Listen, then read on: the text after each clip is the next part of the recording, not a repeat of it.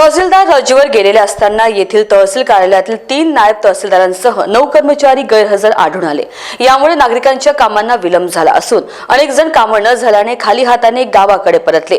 या प्रकरणी संबंधितांची चौकशी करण्यात यावी अशी मागणी प्रहार संघटनेचे तालुकाध्यक्ष संदीप इंगळे यांनी तहसील कार्यालयाला दिलेल्या निवेदनातून केली आहे। तहसीलदार मनीषा मेने या दीर्घ रजेवर गेल्या आहेत। सोमवारी आठवड्याच्या पहिल्याच दिवशी 4 पैकी चैनसिंग बहुरे, राहुल पत्रिके, काका साळवे हे 3 नायब तहसीलदार यांच्यासह 9 कर्मचारी गैरहजर आढळून आले। तर महसूलचे नायब तहसीलदार संभाजी देशमुख हे दुपारी 12 वाजता कार्यालयात आले। याचाच अर्थ वरिष्ठ अधिकाऱ्यांचे याकडे लक्ष नसल्याचे दिसून येत आहे। त्यामुळे ग्रामीण भागातील नागरिकांची शासकीय कामे रेंगाळली होती। ग्रामीण भागातून आलेल्या नागरिकांना कामे न झाल्याने माघारी परतावे लागले होते। तहसीलदार मेने या रजेवर जाताच 3 नायब तहसीलदारांसह 9 कर्मचारी गैरहजर होते। त्यामुळे सोयगावचा महसूल विभाग केवळ 6 कर्मचाऱ्यांवर होता। दरम्यान या प्रकरणी प्रहार संघटनेचे तालुकाध्यक्ष संदीप इंगळे यांनी तहसील कार्यालयात तक्रार करून दोषींवर कारवाई करण्याची मागणी केली आहे। सोयगाव तहसील कार्यालयाची खूपच दुरावस्था झालेली आहे। कर्मचारी व अधिकारी हे वेळेवर येत नाही।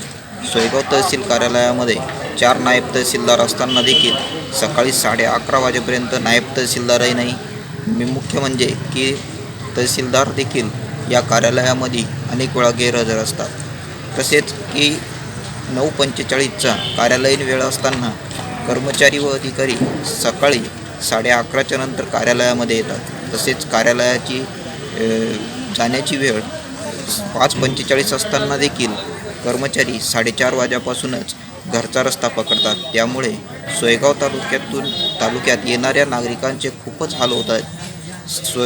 कोनोटी आणि सावळतबारा या ठिकाणाहून आलेल्या कर्मचाऱ्यांना काम न करताच त्यांना आल्या पावली परत जावे लागते।